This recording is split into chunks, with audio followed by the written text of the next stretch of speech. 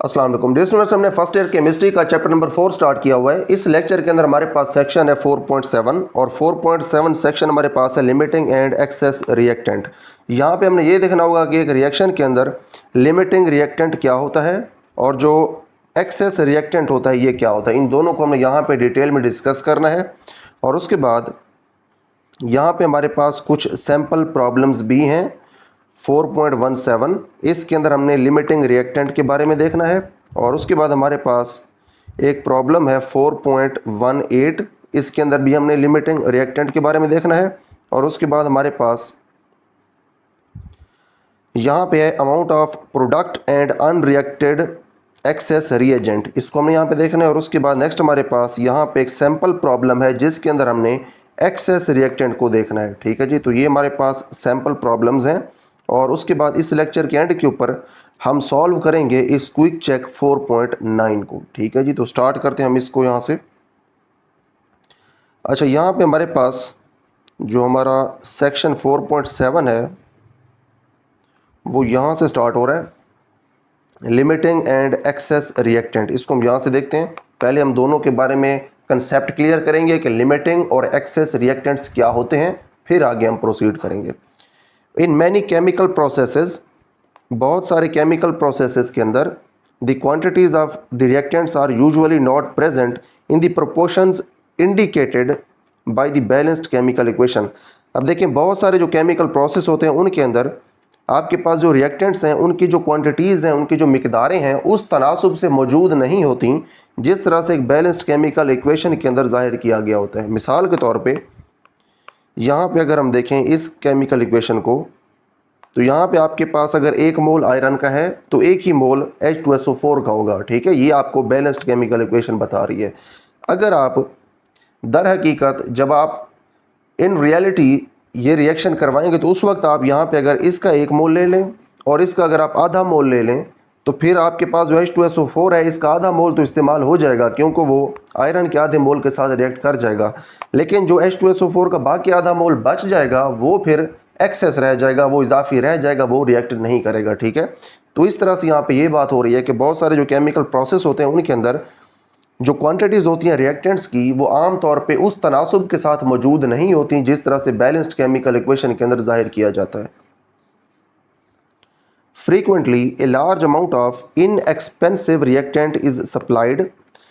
तो आम तौर पे होता ये है कि आपके पास जो सस्ता रिएक्टेंट होता है, इनएक्सपेंसिव रिएक्टेंट होता है, उसकी ज़्यादा मिकदार जो है उसको इस्तेमाल कर लिया जाता है because of the following reasons. नीचे हमारे पास कुछ वजूहात हैं, इन वजूहात की बिना के ऊपर जो हमारे पास थोड़ा सस्ता रिएक्टेंट होता है उसकी ज़्यादा मिकदार डाल दी जाती है। ठीक है, क्या वजूहात, इसके फ़ायदे क्या होते हैं वो यहाँ पे हैं। पार्ट ए है हमारे पास, या फिर हमारे पास यहाँ पे पहला पॉइंट है या फिर पहली रीज़न है कि क्यों हम सस्ते रिएक्टेंट को ज़्यादा मिकदार में लेते हैं। To ensure that whole of the mass of the expensive reactant is completely converted to the desired product.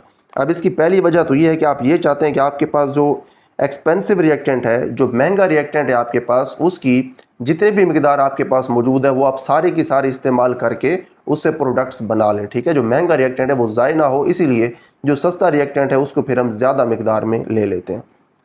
To produce maximum amount of product, और आपके पास जो प्रोडक्ट है वो ज़्यादा मिकदार में बने, जितना पॉसिबल हो मैक्सिमम उतना प्रोडक्ट आप बना सकें, ये दूसरी रीज़न है। तीसरी रीज़न हमारे पास है to increase the rate of reaction, जो रिएक्शन है उसकी जो रफ्तार है वो बढ़ सके। जितना आपके पास रिएक्टेंट एक्सेस वाला जो रिएक्टेंट है वो जितना ज़्यादा होगा उतनी तेज़ी से वो दूसरे रिएक्टेंट के साथ रिएक्ट करके प्रोडक्ट्स बनाएगा। तो इस तरह से जो रिएक्शन है उसकी आप रफ्तार भी बढ़ा सकते हैं। We know that a large quantity of oxygen in a chemical reaction makes things burn more rapidly। हम ये जानते हैं कि अगर ऑक्सीजन की मिकदार केमिकल रिएक्शन के अंदर ज़्यादा हो तो चीज़ें जो हैं वो आसानी से जल सकती हैं। In this way, excess of oxygen is left behind at the end of reaction and the other reactant that is fuel is consumed earlier। तो इस तरह से होता यह है कि जो ऑक्सीजन है जो कि ज़्यादा मिकदार में प्रोवाइड की जाती है जलने के अमल में, तो जब जलने का अमल मुकम्मल हो जाता है, ये रिएक्शन मुकम्मल हो जाता है, तो उस वक्त होता यह है कि जो ऑक्सीजन है ये पीछे कुछ बच जाती है, लेकिन जो फ्यूल है वो पूरा इस्तेमाल हो जाता है, पूरा फ्यूल जल जाता है। This reactant which is consumed earlier is called the limiting reactant. वो रिएक्टेंट जो कि पहले इस्तेमाल हो जाता है उसको हम लिमिटिंग रिएक्टेंट कहते हैं, क्योंकि ये रिएक्शन को लिमिट कर देता है। इन दिस वे, इस तरीके से the amount of product that forms is limited by the reactant that is completely used. तो इस तरीके से आपके पास जो प्रोडक्ट है उसकी जो मिकदार है ये किस चीज़ से कंट्रोल होती है, आप अब खुद भी बता सकते हैं। जो प्रोडक्ट है, जो प्रोडक्ट बनना है, उसकी जो मिकदार कंट्रोल हो रही है उस रिएक्टेंट से कंट्रोल हो रही है जो कम मिकदार के अंदर, ठीक है। क्योंकि जो एक्सेस के अंदर रिएक्टेंट मौजूद है उसकी मिकदार तो हमारे लिए प्रॉब्लमेटिक है ही नहीं, क्योंकि वो ज़्यादा मिकदार में है। लेकिन जो रिएक्टेंट कम मिकदार के अंदर है, फिर हमारा जो प्रोडक्ट है उसकी मिकदार हमारे कम मिकदार वाले रिएक्टेंट के ऊपर डिपेंड करेगी। जितना हमारे पास रिएक्टेंट होगा उस हिसाब से फिर हमारा प्रोडक्ट बनेगा। तो इसीलिए यहाँ पे ये लिखा हुआ है कि जो हमारे पास प्रोडक्ट की अमाउंट है वो लिमिट होती है किसकी हेल्प से, वो या फिर किस की वजह से वो लिमिट होती है, bye reactant that is completely used. ये उस रिएक्टेंट से लिमिट होती है, या वो रिएक्टेंट इसको महदूद करता है जो रिएक्टेंट कम मिकदार में या फिर मुकम्मल इस्तेमाल हो गया है, ठीक है। मुकम्मल वो इस्तेमाल होता है जो कम मिकदार में है, जो ज़्यादा मिकदार में लिया हुआ है वो बाद में बच जाता है। Once this reactant is consumed, जब एक बार ये रिएक्टेंट पूरा इस्तेमाल हो जाता है, द रिएक्शन स्टॉप्स, तो फिर रिएक्शन स्टॉप हो जाता है। And no additional product is formed, तो फिर इसके बाद कोई इजाफी प्रोडक्ट नहीं बनता। अब यहाँ पे हमारे पास डेफिनेशन आ रही है, the reactant which controls the amounts of products formed in a chemical reaction. अब वो रिएक्टेंट जो कि अमाउंट ऑफ प्रोडक्ट जो है उसको कंट्रोल करता है, एंड इज़ कंज्यूम्ड अर्लियर, और ये पहले ख़त्म हो जाता है, is called the limiting reactant और रीएजेंट। तो इसको आप लिमिटिंग रिएक्टेंट या फिर रीएजेंट कहते हैं, ठीक है जी। The maximum amount of the product formed depends upon the amount of limiting reactant in the reaction mixture. अब रिएक्शन मिक्सचर का मतलब ये है कि जो रिएक्टेंट्स आपस में रिएक्ट कर रहे हैं उनको मिला के रिएक्शन मिक्सचर कह रहे हैं। उस रिएक्शन मिक्सचर के अंदर आपके पास जो लिमिटिंग रिएक्टेंट है ये कितना मौजूद है, इस चीज़ के ऊपर डिपेंड करता है कि आपका जो प्रोडक्ट है टोटल वो कितना प्रोडक्ट बनेगा, ठीक है जी। उसके बाद नेक्स्ट है हमारे पास strategy for the identification of limiting reactant. अब यहाँ पे हमारे पास वो हिकमत अमली है, वो स्ट्रेटजी है जिसको इस्तेमाल करके जो आपके पास लिमिटिंग रिएक्टेंट है आप उसकी शनाख्त कर सकते हैं, उसको आप पहचान सकते हैं कि कौन सा रिएक्टेंट हमारे पास जो है वो लिमिटिंग रिएक्टेंट है। To identify a limiting reactant the following 3 steps are performed. पहला स्टेप हमारे पास है calculate the number of moles from the given amounts of reactants. अब देखें आपके पास एक केमिकल रिएक्शन के अंदर जितने भी रिएक्टेंट्स होंगे उन तमाम की आपको अमाउंट्स गिवन होंगी, या उनके मैसेज गिवन होंगे, या फिर उनके जो वॉल्यूम्स है वो गिवन होंगे। आपने फिर करना यह है कि आपने सबके मोल्स निकाल लेने हैं, ठीक है जी। आपके पास जितने भी रिएक्टेंट्स हैं उन सब के आपने नंबर ऑफ मोल्स निकालने हैं। Find out the number of moles of product with the help of a balanced chemical equation. और उसके बाद आपके पास जो बैलेंस्ड केमिकल इक्वेशन होगी उस इक्वेशन की हेल्प से आपने जो प्रोडक्ट के मोल्स हैं वो निकाल लेने हैं। Identify the reactant which produces the least amount of product. उसके बाद आपने शनाख्त कर लेना है उस रिएक्टेंट को जो कि आपको सबसे कम मिकदार दे प्रोडक्ट की एज लिमिटिंग रिएक्टेंट, तो वो लिमिटिंग रिएक्टेंट बन जाएगा। And the other as an excess reactant, और दूसरा जो होगा वो इजाफी रिएक्टेंट बन जाएगा, ठीक है। तो मैं आपको सिंपल वर्ड्स के अंदर ये तीनों स्टेप्स जो है ये समझा देता हूँ। पहला स्टेप हमारे पास जो है वो ये कहता है कि आपके पास जितने भी रिएक्टेंट्स हैं आपने तमाम के मोल्स कैलकुलेट करने हैं। उसके बाद आपने जो प्रोडक्ट है आपका उसके आपने मोल्स कैलकुलेट करने हैं हर रिएक्टेंट के हिसाब से, यानी कि आपने देखना है कि आपके पास जितने रिएक्टेंट्स हैं उनमें से हर एक रिएक्टेंट आपको प्रोडक्ट के कितने मोल्स दे रहा है, ठीक है। तो जो रिएक्टेंट आपको प्रोडक्ट के कम मोल्स देगा वो रिएक्टेंट लिमिटिंग रिएक्टेंट होगा, और वो रिएक्टेंट जो आपको प्रोडक्ट के ज़्यादा मोल्स देगा वो एक्सेस रिएक्टेंट होगा, ठीक है। तो ये सारी चीज़ें इंशाल्लाह हमारे पास आगे जो सैम्पल प्रॉब्लम्स आ रहे हैं उनके अंदर हम इन डिटेल देखेंगे। अच्छा जी, हमारे पास जो सैम्पल प्रॉब्लम है उसको देखने से पहले हमारे पास यहाँ पे कुछ लिखा हुआ, इसको हम देख लेते हैं। डिड यू नो, क्या आप जानते थे, fire is a combustion reaction. अब जो फायर है ये कम्बस्चन रिएक्शन है, आग की यहाँ पे बात हो रही है। In which fuel and oxygen O2 combine, ये वो रिएक्शन है जिसके अंदर फ्यूल और ऑक्सीजन आपस में मिलते हैं, यूजुअली एट हाई टेम्परेचर्स, आम तौर पे ज़्यादा टेम्परेचर के ऊपर, to form water and carbon dioxide, तो इसके नतीजे में पानी बनता है और कार्बन डाइऑक्साइड बनती है। Once the fire has started, जब एक बार आग शुरू हो जाती है, इट इज़ सेल्फ स्पोर्टिंग, तो फिर ये अपने आप को सपोर्ट करती है, सेल्फ स्पोर्टिंग होती है। An effective way to quench a fire is smothering. अब जो आपके पास एक काफ़ी असर रखने वाला तरीका है इस आग को बुझाने का वो है स्मोदरिंग। स्मोदरिंग का मतलब होता है कि जो ऑक्सीजन की सप्लाई जा रही है आग की तरफ आप उस ऑक्सीजन की सप्लाई को कम कर दें, तो उसके बाद जो आग है उसको आप बुझा सकते हैं। Which reduces the amount of available oxygen below the level needed to support combustion. अब ये जो स्मोदरिंग है ये क्या करती है, आपके पास जो ऑक्सीजन का लेवल है उसको ये उस लेवल से कम कर देती है जो लेवल आग को जलाने के लिए चाहिए होता है। इन अदर वर्ड्स, दूसरे वर्ड्स के अंदर, smothering decreases the amount of the excess reactant. तो आपके पास जो स्मोदरिंग है ये एक्सेस रिएक्टेंट जो है उसकी अमाउंट को कम कर देती है। एक्सेस रिएक्टेंट यहाँ पे ऑक्सीजन है, ठीक है। Foams, inert gas and CO2 are effective substances for smothering. अब यहाँ पे उन्होंने कुछ सब्सटेंसेस बताई हैं जिनको आप इस काम के लिए इस्तेमाल कर सकते हैं। यहाँ पे आपके पास फोम्स हो सकते हैं, इनर्ट गैस हो सकती है और CO2 हो सकती है, ठीक है, यानी कार्बन डाइऑक्साइड हो सकती है। Following numerical problem will make the idea clear. अब जो चीज़ें ऊपर हमने देखी हैं इन तमाम चीज़ों को हम यहाँ पे इस सैम्पल प्रॉब्लम की हेल्प से क्लियर करते हैं। सैम्पल प्रॉब्लम है जी हमारे पास 4.17, इसके अंदर जो लिमिटिंग रिएक्टेंट है उसका कंसेप्ट होगा हमारे पास। Calculate the mass of N2 produced from, अच्छा पहले आप ये देख लें, यहाँ पे आपके पास है NH3, यहाँ पे आपके पास है CuO और यहाँ पे नाइट्रोजन जो है वो प्रोड्यूस हो रही है, ठीक है जी। तो यहाँ पे अब यही बात की गई है, calculate the mass of nitrogen produced from 1.81 gram of ammonia, ठीक है। इसका जो मोलर मैस है वो उन्होंने हमें यहाँ पे दे दिया है अमोनिया का।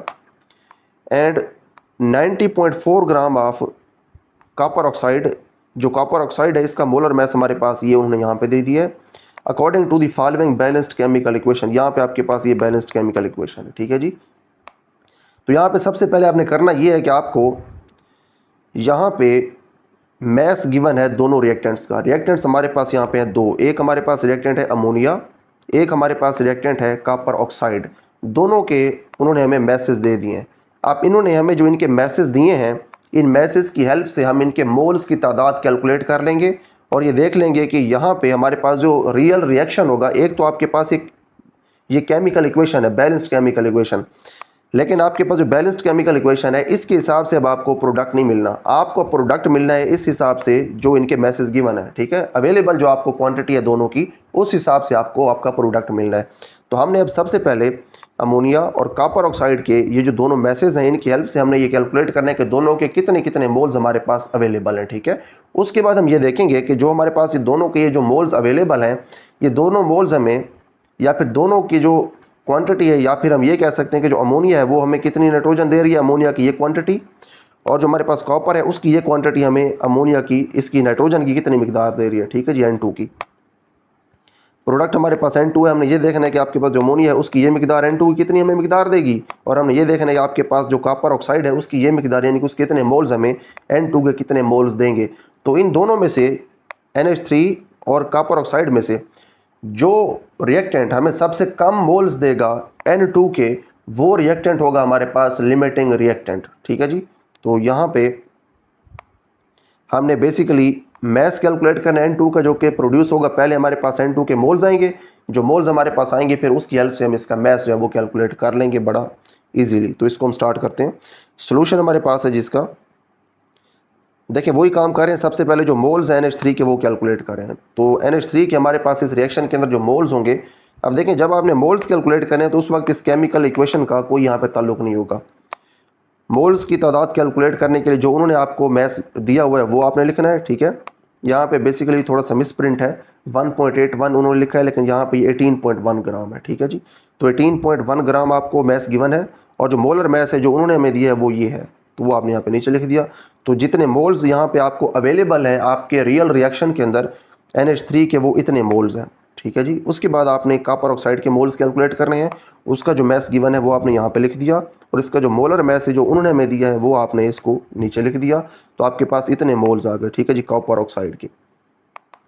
तो यहाँ पे देखें हमारे पास जो NH3 है हमारे रियल रिएक्शन के अंदर उसके इतने मोल्स हमारे पास अवेलेबल हैं, और जो CuO है इसके हमारे पास इतने मोल्स मौजूद हैं। अब हमने उसके बाद ये देखना है कि हमारे पास जो NH3 है उसके ये जो मोल्स हैं ये हमें कितने मोल नाइट्रोजन प्रोड्यूस करके देंगे, और उसके बाद हमने ये देखना है कि CuO के जो ये मोल्स हैं ये हमें कितनी नाइट्रोजन या कितने मोल नाइट्रोजन प्रोड्यूस करके देंगे।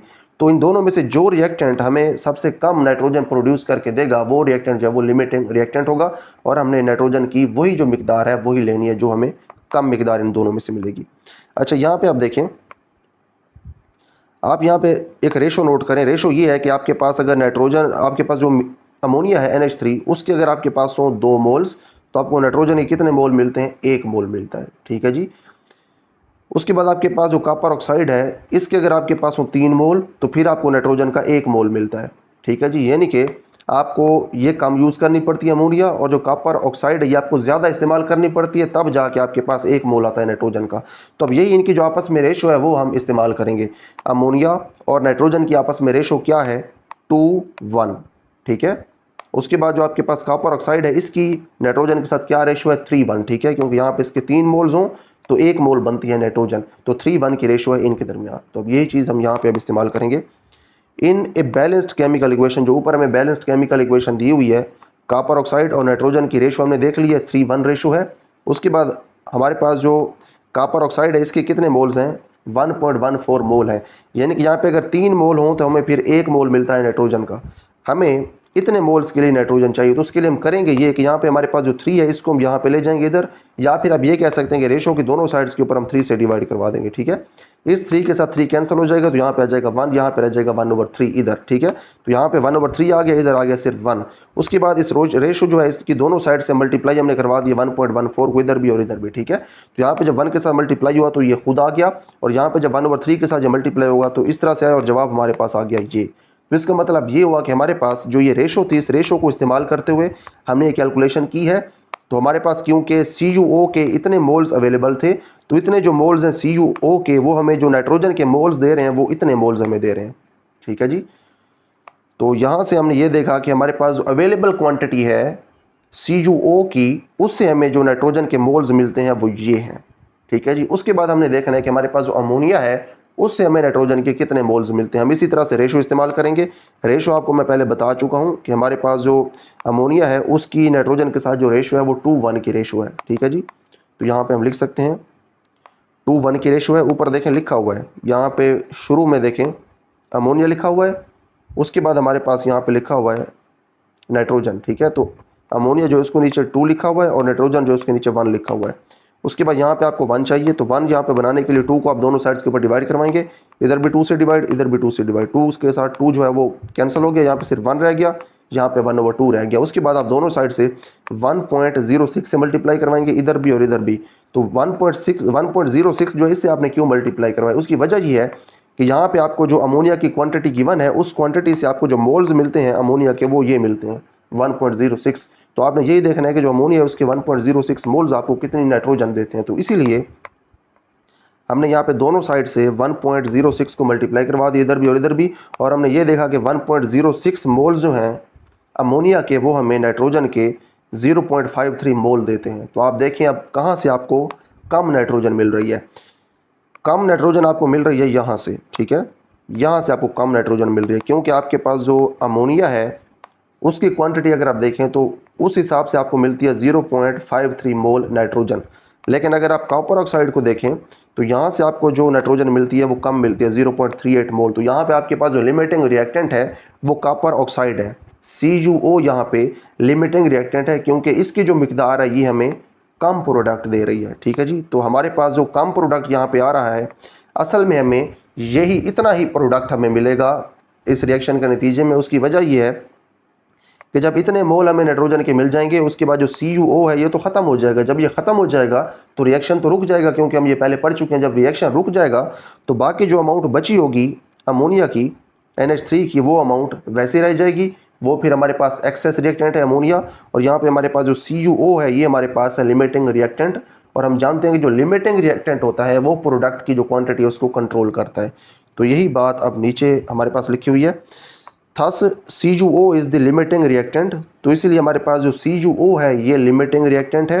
And the number of moles of N2 produced will be 0.38। तो इसीलिए जो आपके पास नाइट्रोजन के मोल्स प्रोड्यूस होंगे वो 0.38 मोल्स प्रोड्यूस होंगे। ये 0.38 वो मोल्स हैं जो कि कॉपर ऑक्साइड ने हमें प्रोड्यूस करके दिए हैं। ठीक है जी।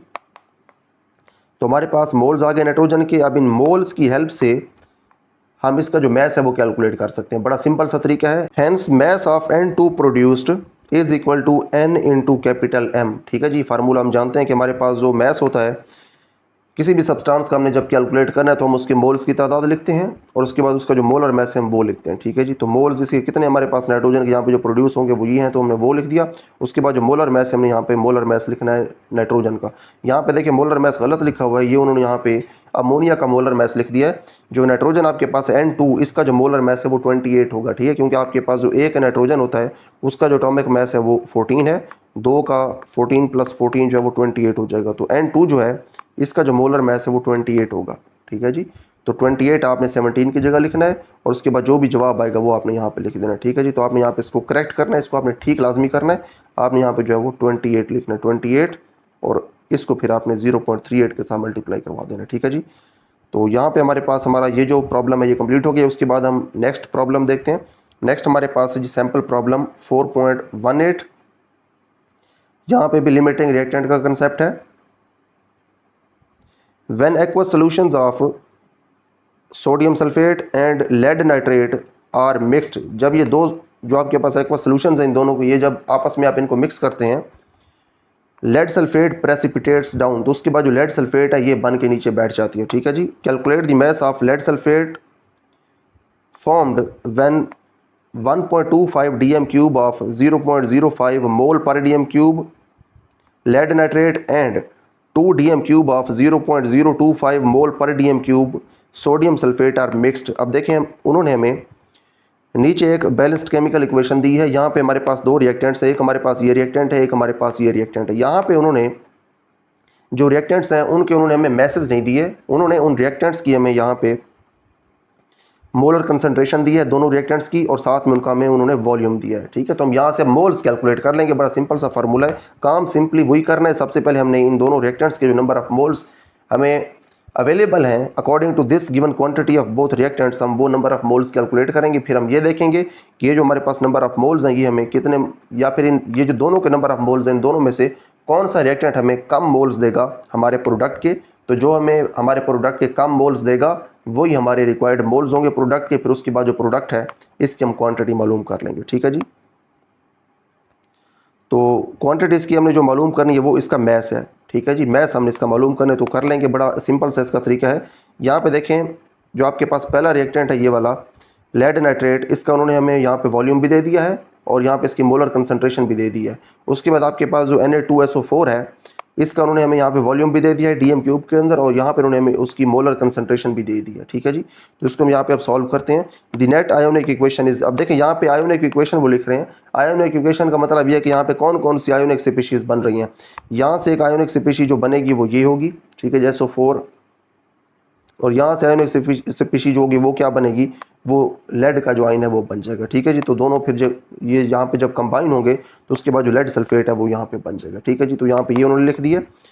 अच्छा, यहाँ पे देखें since 0.05 mole per dm³ lead nitrate contains 0.05 mole per dm³ lead ions. अब देखें यहाँ पे आपके पास जो एक लेड नाइट्रेट है उसे कितने लेड के आयंस निकल सकते हैं, एक ही आयन निकल सकते हैं। ठीक है, यानी कि तो जितने यहाँ पे जितनी कंसंट्रेशन जो है इसकी होगी इस रिएक्टेंट की, उतनी ही कंसंट्रेशन जो है उस आयन की होगी जो कि इससे निकलेगा। ठीक है जी, तो नंबर ऑफ मोल्स आपके पास जो है वो यहाँ पे आप कैलकुलेट कर सकते हैं। नंबर ऑफ मोल्स जो है वो बराबर है कंसंट्रेशन इनटू वॉल्यूम। ये हम पहले देख चुके हैं, ये आपको मैं पहले दिखा भी देता हूँ। जब हमने कंसंट्रेशन वाला टॉपिक पढ़ा था तो हमने वहाँ पे देखा था कि हमारे पास जो नंबर ऑफ़ मोल्स हैं उनको कैलकुलेट करने का जो फार्मूला है वो क्या है। यहाँ पे अगर आप देखें तो यहाँ पे हमने देखा था कि नंबर ऑफ़ मोल्स में ये बराबर हैं कंसंट्रेशन इनटू वॉल्यूम। ठीक है, तो हम यहाँ पे अब यही फार्मूला इस्तेमाल करेंगे। दोनों रिएक्टेंट्स का हमें वॉल्यूम भी गिवन है, उनकी हमें कंसंट्रेशन भी गिवन है, तो इन दोनों को हम मल्टीप्लाई करवाएंगे तो हमारे पास जो है वो नंबर ऑफ़ मोल्स आ जाएंगे। ठीक है जी, तो यहाँ पे मोल्स ऑफ लेड आयंस जो कंसंट्रेशन उन्होंने हमें दी है वो, और साथ में जो वॉल्यूम है वो। ठीक है जी, वॉल्यूम भी उन्होंने हमें दिया है और कंसंट्रेशन भी दिया है। ठीक है, यहाँ पे आप देख सकते हैं वॉल्यूम भी उन्होंने हमें यहाँ पे दिया 0.05 लेड नाइट्रेट का, और इसके उन्होंने हमें यहाँ पे, हाँ ये इसकी कंसंट्रेशन है और ये इसका वॉल्यूम है लेड नाइट्रेट का। तो ये दोनों चीज़ें जो लेड नाइट्रेट के लिए हैं यही आप जो लेड के आयंस हैं उनके लिए इस्तेमाल कर सकते हैं। ठीक है जी, तो यहाँ पे आप उनके लिए इस्तेमाल कर लें तो मोल्स आ जाएंगे। इसके दोनों को मल्टीप्लाई करवाएं तो ये मोल आ गए। उसके बाद जो SO4 के मोल्स हैं वो भी आप कैलकुलेट कर सकते हैं, जो कंसंट्रेशन गिवन है वो, और उसके बाद जो वॉल्यूम गिवन है वो, इनको मल्टीप्लाई करवाएं तो आपके पास इसके भी मोल आ गए। उसके बाद यहाँ पे आप देखें as lead and sulphate react in a 1:1 ratio, ठीक है जी, 1:1 की रेशो से ये रिएक्ट करते हैं, यानी कि एक मोल इधर से और दूसरा मोल इधर से, या फिर एक मॉलिक्यूल इधर से, या फिर एक स्पीशी इधर से और दूसरी स्पीशी जो है उधर से। इसको मॉलिक्यूल नहीं कह रहे क्योंकि ये एक आयोनिक स्पीशी है, ठीक है जी। SO4 0.05 mole will be consumed earlier. अब देखें यहाँ पे क्योंकि ये सेम रेशो के साथ रिएक्ट करेंगे, यानी कि एक मोल अगर उधर से होगा तो एक मोल उधर से भी होना चाहिए। तो यहाँ पे अब मसला ये होगा कि इसके जो मोल हैं ये कम है। किसके मोल कम है? सल्फेट आयंस जो हैं वो कम है तादाद के अंदर, उनके कम मोल्स मौजूद हैं, तो ये फिर पहले कंज्यूम हो जाएगा, ठीक है जी। Will be consumed earlier than lead ions, तो यहाँ पे जो लेड के आयंस हैं उनकी निस्बत ये जल्दी कंज्यूम हो जाएगा। The amount of SO4 -2 will be limiting, तो यहाँ पे जो सल्फेट आयंस हैं उनकी जो अमाउंट है वो यहाँ पे लिमिटिंग है, ठीक है जी, वो रिएक्शन को लिमिट करेगी। द रीज़न इज़ दैट, उसकी वजह ये है कि 0.05 mole of SO4 is less than 0.625 mole of lead ions, क्योंकि यहाँ पे जो सल्फेट के मोल्स हैं वो कम हैं। Since the lead ions are present in excess, क्योंकि यहाँ पे जो लेड आयंस हैं वो ज़्यादा तादाद में मौजूद हैं। Only 0.05 mole of solid lead sulphate will be formed, तो इसीलिए सिर्फ कितनी लेड सल्फेट बनेगी? 0.05 मोल बनेगी। उसकी वजह यह है कि यहाँ पे अगर आप देखें तो जितने आपके पास सोडियम सल्फेट हैं उतने ही आपके पास मोल्स बनते हैं लेड सल्फेट के, जितने आपके पास लेड नाइट्रेट हैं उतने ही आपके पास मोल बनते हैं लेड सल्फेट के। हमने बनाना है लेड सल्फेट। इन दोनों में से जो मोल्स कम है वो किसके मोल्स कम हैं? मोल्स कम है इसके। तो जितने इसके मोल्स हैं उतनी ही आपके पास लेड सल्फेट बनेगी। बाकी आपके पास ये वाला जो रिएक्टेंट है इसकी जो इजाफी तादाद है वो बच जाएगी, ठीक है जी। इसके कितने मोल्स हैं? 0.05, तो ये भी आपके पास जो रिएक्टेंट है, जो प्रोडक्ट है, ये प्रोडक्ट है, तो प्रोडक्ट भी आपके पास सिर्फ 0.05 मोल ही बन पाएगा, ठीक है जी। तो यहाँ पे यही बात वो कर रहे हैं। The mass of lead sulphate formed can be calculated using the molar mass of lead sulphate. अब जो लेड सल्फेट है इसका जो मोलर मैस है वो यहाँ पे लिखा हुआ है, ठीक है जी। ये आपने मोलर मैस कैसे कैलकुलेट किया? लेड का एटॉमिक मैस लिख लिया, सल्फर का एटॉमिक मैस लिख लिया, जो ऑक्सीजन है इसके यहाँ पे क्योंकि 4 एटम्स हैं तो ऑक्सीजन का जो एटॉमिक मैस है 16, उसको आपने 4 से मल्टीप्लाई करवा के यहाँ पे लिख दिया, फिर तीनों को आपने ऐड कर दिया तो आपके पास ये आ गया। इसको जब आपने ग्राम पर मोल के अंदर जाहिर किया तो ये आपके पास जो ये मोलर मैस आ गया। मोल्स आपके पास पहले से मौजूद है लेड सल्फेट के, आपके पास जो मोलर मैस है वो भी पहले से मौजूद है, ठीक है जी। तो आप यहाँ पे करेंगे ये कि मोल्स को आप मल्टीप्लाई करवा देंगे इसके मोलर मैस के साथ, तो जो मैस है लेड सल्फेट का वो आपके पास आ जाएगा, ठीक है जी। तो यहाँ पे देखें एक चीज़ और भी आपको मैं बता दूँ, यहाँ पे उन्होंने तो इसको ब्रेक डाउन कर दिया है नेट आयोनिक इक्वेशन के अंदर। अगर आप यहाँ पे आयोनिक इक्वेशन ना बनाएं, ठीक है, यहाँ पे आप आयोनिक इक्वेशन बेशक ना बनाएं, आप यहाँ पे इन आयंस का भी जिक्र ना करें, ठीक है। यहाँ पे जो आयंस लिखे हुए आप इन आयंस की बजाय वो पूरा प्रोडक्ट पूरा आप ये रिएक्टेंट ही लिखें। यहाँ पे ये जो आपको लेड आयन है किससे मिला? ये इस रिएक्टेंट से मिला है, आप इसकी जगह ये रिएक्टेंट ही लिख दें, ठीक है जी। उसके बाद कि आप मोल्स कैलकुलेट करें इस रिएक्टेंट के, ठीक है। नीचे फिर आप लिख दीजिएगा मोल्स ऑफ सोडियम सल्फेट, यहाँ पे आप सोडियम सल्फेट लिख दें। अगर आप आयंस की वजह से कंफ्यूज हो रहे हैं तो आप इनको स्किप भी कर सकते हैं, जहाँ पे आयंस आ रहे हैं उन सारे आयंस को आप रिप्लेस कर सकते हैं इन रिएक्टेंट से, क्योंकि इन रिएक्टेंट से निकल के ये आयंस आए हैं, ठीक है जी। तो आप ऐसे भी कर सकते हैं, वो भी ठीक होगा।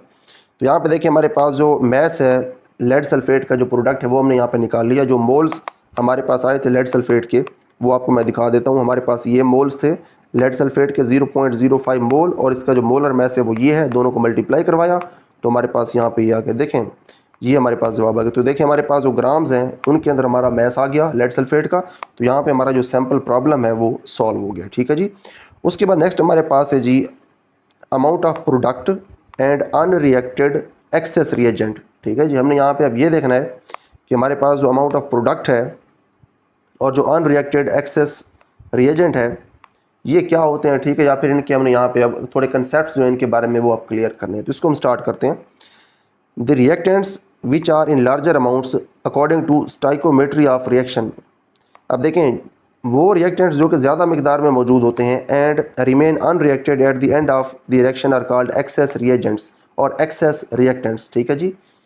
अब वो आपके पास रिएक्टेंट्स जो कि ज़्यादा मकदार में मौजूद होते हैं और रिएक्शन के एंड के ऊपर ये अनरिएक्टेड रह जाते हैं, यानी कि रिएक्शन के बगैर ये आपको वैसे ही मिल जाते हैं, यानी कि इनकी कुछ मकदार आपको बाकी मिल जाती है।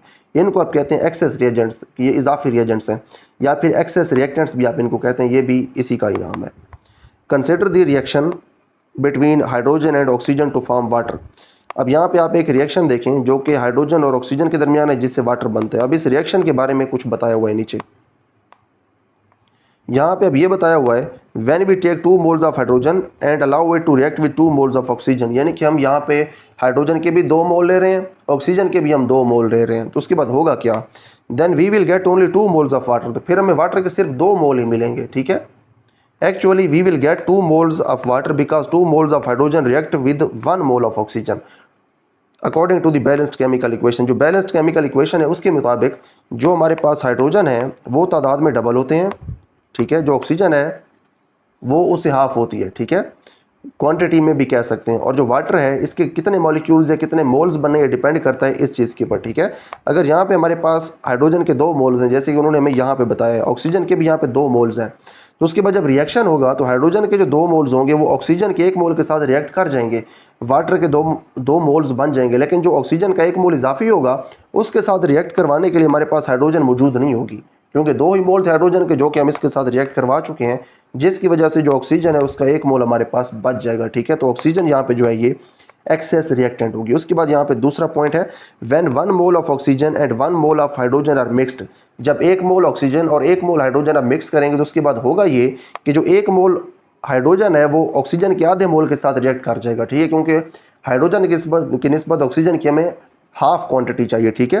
तो 1 मोल हाइड्रोजन हाफ मोल ऑक्सीजन के साथ रिएक्ट कर जाएगा, हाफ मोल ऑक्सीजन जो है वो यहाँ पे भी बच जाएगा।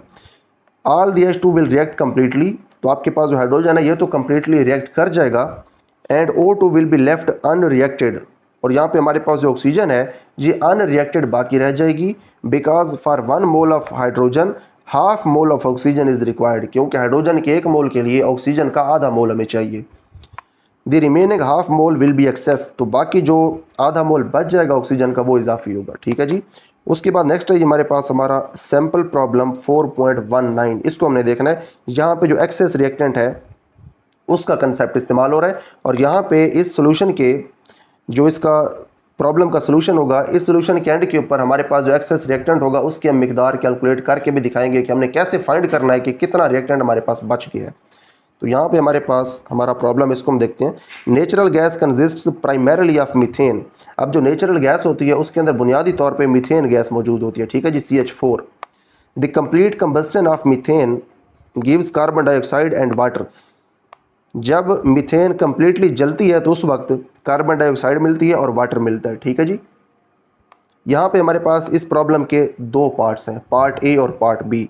पार्ट ए देखें उसमें क्या कह रहे हैं, how many grams of carbon dioxide can be produced when 30 gram of methane and 50 gram of oxygen are allowed to combine. हमने अब ये फाइंड करना है कि जब मीथेन के 30 ग्राम हो, ऑक्सीजन के 50 ग्राम हो, तो उसके बाद जो कार्बन डाइऑक्साइड है इसके कितने ग्राम जो है वो प्रोड्यूस होंगे। इसके ऊपर जो आपके पास ये पहला पार्ट है इसके ऊपर सेम वही मेथड हमने अप्लाई करना है जो हम अपने पिछले प्रॉब्लम्स के अंदर कर चुके हैं। हम यहाँ पे ये करेंगे कि इन दोनों के हम मोल्स कैलकुलेट कर लेंगे, उसके बाद हम ये कैलकुलेट करेंगे कि दोनों के जो हमें गिवन मोल्स हैं उनमें से कौन सा रिएक्टेंट हमें कार्बन डाइऑक्साइड के सबसे कम मोल्स देगा, ठीक है। तो हमें कार्बन डाइऑक्साइड के जो रिएक्टेंट कम मोल्स देगा वही हमारे पास कार्बन डाइऑक्साइड के मोल्स होंगे जो कि हमें इस रिएक्शन के रिजल्ट में मिलेंगे। फिर उन मोल्स की हेल्प से हम कार्बन डाइऑक्साइड का जो मैस है वो ग्राम्स के अंदर कैलकुलेट कर लेंगे, ठीक है जी।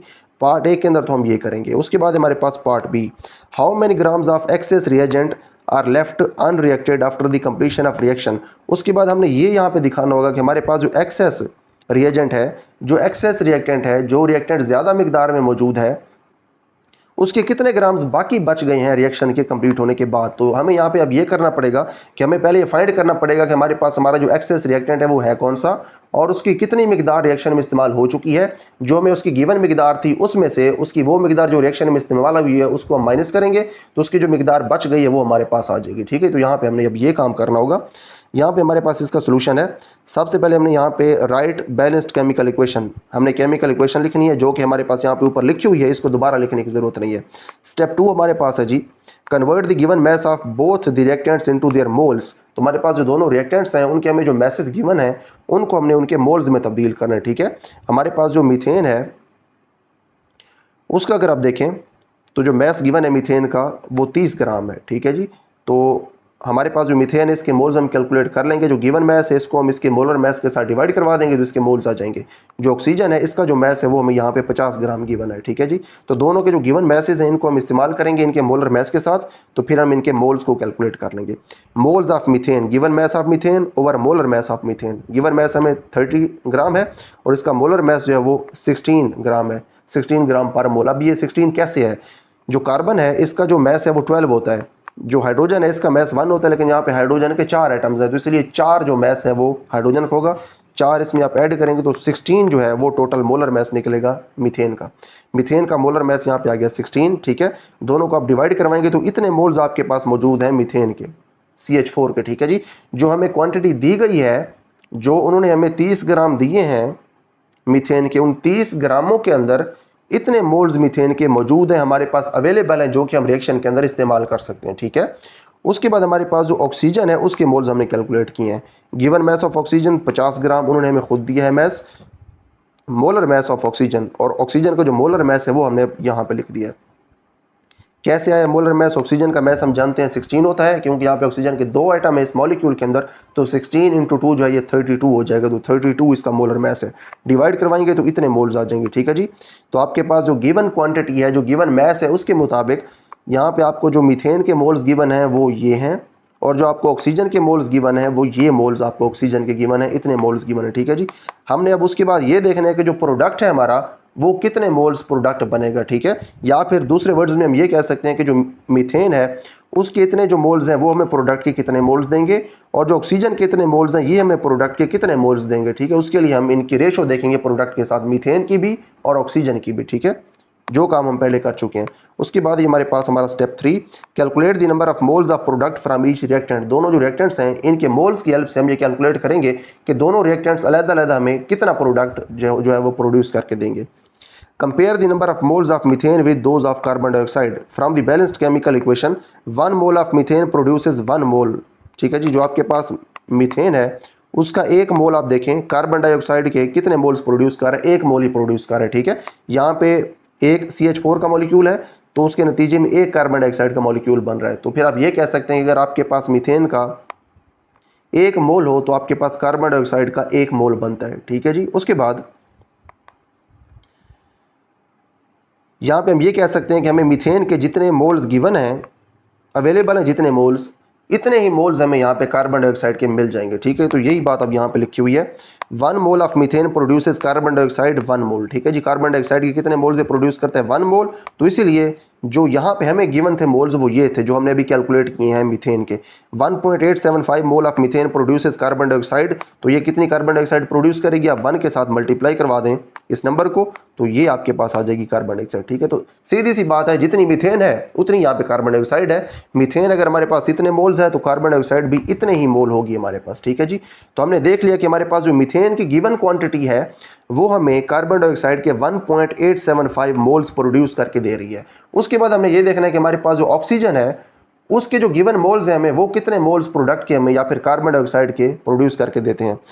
Compare the number of moles of oxygen with those of carbon dioxide from the balanced chemical equation. We know that 2 mole of oxygen produce carbon dioxide 1 mole. यहाँ पे जो ऑक्सीजन के 2 मोल होते हैं वो कार्बन डाइऑक्साइड जो है उसका 1 मोल प्रोड्यूस करते हैं, ठीक है जी।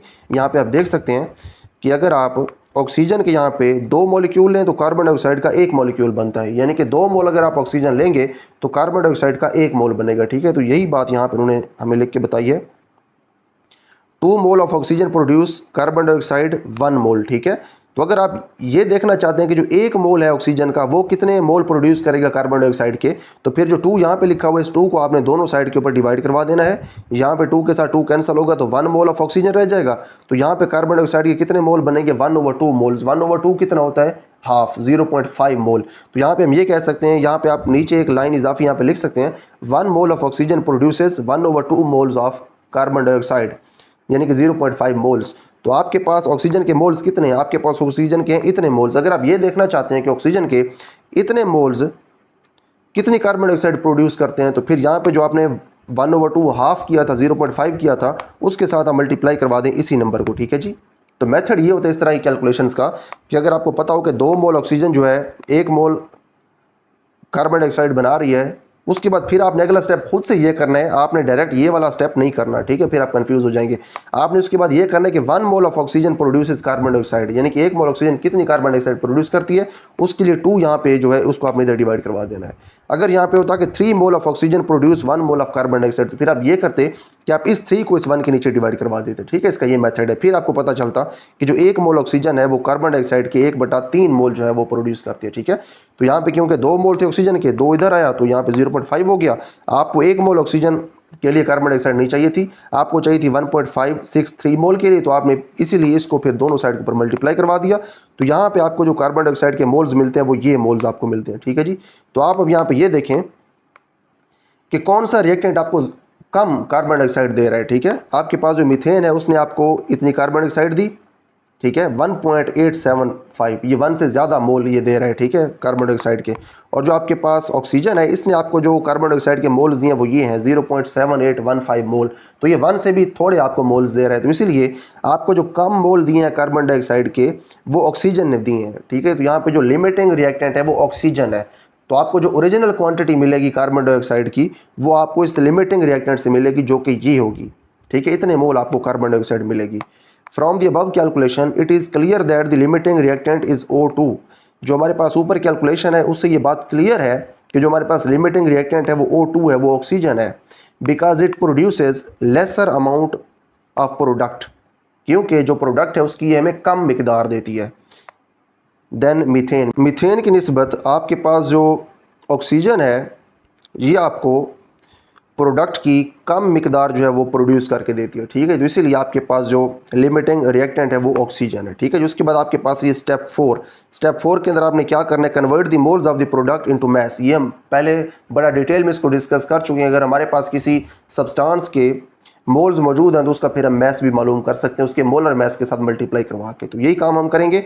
हमें अब कार्बन डाइऑक्साइड के मोल्स पता चल चुके हैं कि कितने मोल्स प्रोड्यूस होंगे, कार्बन डाइऑक्साइड के इतने मोल्स यहाँ पे प्रोड्यूस हो रहे हैं, ठीक है जी। तो अब इन मोल्स को इस्तेमाल करेंगे और हम मैस मालूम कर लेंगे कार्बन डाइऑक्साइड का। Mass of carbon dioxide in grams, तो बड़ा सिंपल सा तरीका है। मोल्स जो हमें यहाँ पे मोल्स मिल रहे हैं हम कैलकुलेट कर चुके हैं कि 0.7815 मोल्स हमें मिल रहे हैं, जो कि ऑक्सीजन की वजह से मिल रहे हैं। और उसके बाद जो मोलर मैस है कार्बन डाइऑक्साइड का वो आपने यहाँ पे लिख दिया, ठीक है जी।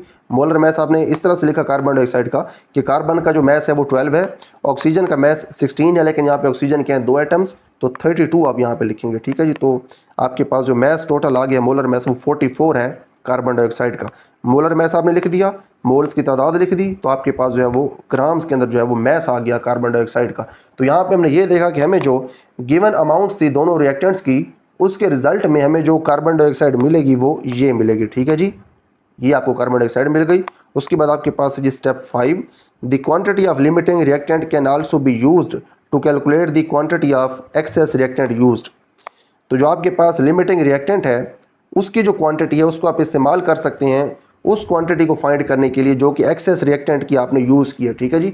दो ही आपके पास रिएक्टेंट्स हैं, एक आपके पास है लिमिटिंग रिएक्टेंट जो कि ऑक्सीजन है, एक आपके पास है एक्सेस रिएक्टेंट जो कि मीथेन है। जो ऑक्सीजन है ये तो पूरी इस्तेमाल हो जाएगी, लेकिन जो मीथेन है ये थोड़ी सी बच जाएगी। अब हम ये भी कैलकुलेट कर सकते हैं कि कितनी मीथेन बच गई है और कितनी मीथेन जो है वो इस्तेमाल हो गई है। तो यहाँ पे अब यही चीज़ ये कह रहे हैं कि कितना आपके पास एक्सेस रिएक्टेंट जो है वो यूज़ हुआ है, ये चीज़ आप कैलकुलेट कर सकते हैं, ठीक है जी। अच्छा, यहाँ पे उसके लिए हम रेशो देखते हैं मीथेन और ऑक्सीजन की इस केमिकल इक्वेशन से। यहाँ पे अगर हम ये देखें कि हमारे पास जो मीथेन है उसका अगर 1 मोल हो तो ऑक्सीजन के कितने मोल होते हैं, 2 मोल, यानी कि 1 मोल मीथेन जो है वो ऑक्सीजन के 2 मोल्स के साथ रिएक्ट कर जाती है, ठीक है। या फिर हम ये कह सकते हैं कि 2 मोल ऑक्सीजन मीथेन के 1 मोल के साथ रिएक्ट कर जाती है। यही बात हम अब यहाँ पे लिखेंगे। 2 mole of oxygen reacts with moles of methane, कितने मीथेन के मोल्स के साथ ये रिएक्ट करती है, 2 मोल ऑक्सीजन 1 मोल के साथ, ठीक है जी। तो हमारे पास जो 1 मोल ऑक्सीजन होगी वो मीथेन के कितने मोल्स के साथ रिएक्ट करेगी, वही काम करना है जो आपको मैंने पहले बताया। यहाँ पे आपने 2 से डिवाइड करवा देना है, इधर भी आपने 2 से डिवाइड करवा देना है, ठीक है जी। तो जो 1 मोल है ऑक्सीजन का वो मीथेन के आधे मोल के साथ रिएक्ट करेगा, ठीक है जी, हाफ मोल के साथ, यानी कि 0.5 मोल के साथ। तो यहाँ पे आपके पास जो ऑक्सीजन है इसके कितने मोल्स हैं, ठीक है। ऑक्सीजन के जो हमारे पास मोल्स थे वो अगर आप यहाँ पे देखें, ऑक्सीजन के जो मोल्स हैं हमारे पास वो यहाँ पे लिखे हुए हैं, ठीक है। जो ऑक्सीजन के हमारे पास ये मोल हैं जो कि हमें गिवन मैथ से मिले थे या फिर हमारे पास अवेलेबल ये मोल्स थे। हमने अब ये देखने के जो ऑक्सीजन के ये मोल्स हैं ये कितनी मीथेन के साथ रिएक्ट कर सकते हैं, मीथेन के कितने मोल के साथ रिएक्ट कर सकते हैं। तो उसके लिए यहाँ पे आपने जो 1 मोल कहा था कि ऑक्सीजन का रिएक्ट करता है मीथेन के आधे मोल के साथ 1/2 मोल के साथ, आपने फिर दोनों साइड से मल्टीप्लाई करवा देना है ऑक्सीजन के मोल्स को, ठीक है। 1.563 इधर भी 1.563 से आपने मल्टीप्लाई करवा देना है। ये ऑक्सीजन के मोल्स हैं जो कि हमारे पास अवेलेबल हैं, जो कि रिएक्ट कर रहे हैं। तो उसके बाद ये आपके पास इतने जो मोल्स हैं मीथेन के, ये रिएक्शन में हिस्सा लेंगे, या फिर इतने जो मोल्स हैं मीथेन के, इतने मोल्स के साथ तो ऑक्सीजन रिएक्ट कर पाएगी, फिर ऑक्सीजन ख़त्म हो जाएगी, बाकी जो मीथेन है वो रह जाएगी, बाकी बच जाएगी, ठीक है जी। स्टेप 6 है हमारे पास। इसके अंदर हमने जो हमारा एक्सेस रिएक्टेंट था उसकी हमने क्वांटिटी जो है वो कैलकुलेट करके बतानी थी। The mass of methane excess reagent is equal to the starting quantity minus the amount used during the reaction. अब देखें जो मास है मीथेन का, जो कि बच गई है मीथेन, वो आप इस तरह से कैलकुलेट कर सकते हैं कि आपके पास जो स्टार्टिंग क्वांटिटी थी, जो कि आपको स्टार्ट में उन्होंने क्वांटिटी दी थी मीथेन की, उसमें से आपने कुछ माइनस करना है। क्या माइनस करना है? Amount use during the reaction. Reaction के दौरान जो अमाउंट यूज हो गई है वो अमाउंट आपने माइनस कर देनी है, जो आपको शुरू में अमाउंट गिवन थी मीथेन की उससे। तो जो बाकी अमाउंट बच गई है मीथेन की वो आपको मिल जाएगी। Number of moles of CH4 in excess, तो जो मोल्स मीथेन के बच गए हैं इजाफी हैं, वो यहाँ पे क्वांटिटी टेकन, जो उन्होंने हमें क्वांटिटी दी थी, जो हमने क्वांटिटी टोटल ली थी वो, माइनस क्वांटिटी यूज्ड, जो क्वांटिटी हमारे रिएक्शन में यूज़ हो गई है वो, ठीक है जी। Quantity taken minus quantity used. तो क्वांटिटी टेकन जो थी हमारे पास वो हम जानते हैं, जो कि हमने कैलकुलेट किए थे इसके मोल्स, मीथेन के हमने जो मोल्स कैलकुलेट किए थे वो ये थे 1.875। ये हमारे पास है जी क्वांटिटी टेकन 1.875। हाँ जी, ये देखें 1.875 हमने क्वांटिटी टेकन की जगह लिखा, और जो क्वांटिटी यूज्ड है हमारे पास वो हमने कहाँ पे देखी, वो हमने पिछले इस स्टेप के अंदर देखी है, ठीक है जी। तो आपको जो क्वांटिटी है एक्सेस रिएजेंट की वो आपको कैलकुलेट करनी पड़ेगी, उसका फिर आपने रिलेशन देखना है लिमिटिंग रिएक्टेंट के साथ, जैसे हमने यहाँ पे देखा है स्टेप 5 के अंदर, ठीक है जी। तो यहाँ पे ये जो मोल हैं, इतने मोल जो हैं वो यूज़ होंगे, मीथेन के इतने मोल यूज़ हो चुके हैं, तो हमने वो यहाँ पे लिख दिए क्वांटिटी यूज्ड के अंदर, ठीक है जी। मोल्स हमने लिख दिए जो यूज़ हुए हैं, और वो हमने मोल लिखे जो कि हमें गिवन थे, माइनस किया तो हमारे पास इतने जो मोल हैं मीथेन के ये बच जाएंगे, ठीक है जी। हमारे पास मीथेन के जो मोल्स बच गए हैं, उसके बाद इन मोल्स की हेल्प से हम मीथेन का मैस भी कैलकुलेट कर सकते हैं कितना मैस बच गया है। जो मोल्स बच गए हैं वो आपने यहाँ पे लिखने हैं, उनको फिर आपने मल्टीप्लाई करवा देना है मीथेन के मोलर मैस के साथ, ठीक है। मीथेन का मोलर मैस 16 है, वो हम पहले देख चुके हैं। 16 के साथ मीथेन के आप उन मोल्स को मल्टीप्लाई अगर करवाएं जो मोल्स बच गए हैं, तो फिर आपके पास वो मैस आ जाएगा जो कि बाकी बच जाएगा, ठीक है जी। Excess mass of methane excess reagent वो आपके पास ये है, ये मैस जो है मीथेन का वो बाकी बच जाएगा, ठीक है जी। तो यहाँ पे हमारे पास हमारा ये सैम्पल प्रॉब्लम भी कंप्लीट हो गया। उसके बाद नेक्स्ट हमारे पास है जी क्विक चेक 4.9, इसको हम क्विकली देख लेते हैं। Which of the following reaction mixtures, यहाँ पे आपके पास जो है वो 4 रिएक्शन के मिक्सचर्स मौजूद हैं, डिफरेंट क्वांटिटीज़ हैं यहाँ पे आपके रिएक्टेंट्स की। Which of the following reaction mixtures could produce the greatest amount of product when they combine according to the reaction given below। जो रिएक्शन यहाँ पे नीचे दिया हुआ है, इस रिएक्शन के मुताबिक, ठीक है जी, इस रेशो को फॉलो करते हुए, इस प्रोपोर्शन को फॉलो करते हुए जब ये रिएक्टेंट्स आपस में मिलते हैं, तो कौन सा आपके पास जो मिक्सचर है वो आपको सबसे ज़्यादा प्रोडक्ट की तादाद दे सकते हैं, ठीक है। तो इसको हम यहाँ पे देख लेते हैं। कंसेप्ट वो इस्तेमाल करने जो हमने पीछे पढ़े हैं, इसको सॉल्व करने की भी ज़रूरत नहीं है, इसको हम देख के भी बता सकते हैं, ठीक है जी। तो हम देखते जाते हैं कि आपके पास कौन सा जो मिक्सचर है वो आपको कितना प्रोडक्ट देगा। अब देखें जी, आपके पास अगर, अच्छा पहले अब ये देख लें, अगर आपके पास एक मॉलिक्यूल हो नाइट्रोजन का, एक आपके पास 3 मॉलिक्यूल हो हाइड्रोजन के, तो उसके नतीजे में 2 जो मॉलिक्यूल्स हैं अमोनिया के वो बनते हैं, ठीक है जी। NH3 के 2 मॉलिक्यूल्स बनते हैं। अगर 1 मोल आपके पास नाइट्रोजन का, 3 मोल हो आपके पास हाइड्रोजन के, तो फिर अमोनिया के कितने मोल बनेंगे? 2 मोल बनेंगे, ठीक है। यहाँ पे भी ऐसा ही है, 1 मोल 3 मोल, तो रिजल्ट में कितने मोल बन रहे हैं? 2 मोल। तो यहाँ पे ये जो आपके पास पहला मिक्सचर है ये आपको 2 मोल्स दे रहे हैं, ठीक है। जो उसके बाद जो दूसरा मिक्सचर है ये देखते हैं, 2 मोल आपके पास अब है नाइट्रोजन, ठीक है, 3 मोल है आपके पास हाइड्रोजन। अब देखें जो 3 मोल हाइड्रोजन है उसको नाइट्रोजन का सिर्फ 1 मोल चाहिए। 3 मोल हाइड्रोजन जब नाइट्रोजन के 2 में से 1 मोल के साथ रिएक्ट कर जाएगी, तो नाइट्रोजन का 1 मोल यहाँ पे बच जाएगा, उसके साथ हाइड्रोजन रिएक्ट करने के लिए बाकी बची ही नहीं होगी, तो वो 1 मोल ज़ाया चला जाएगा, वो ज़ाया हो जाएगा।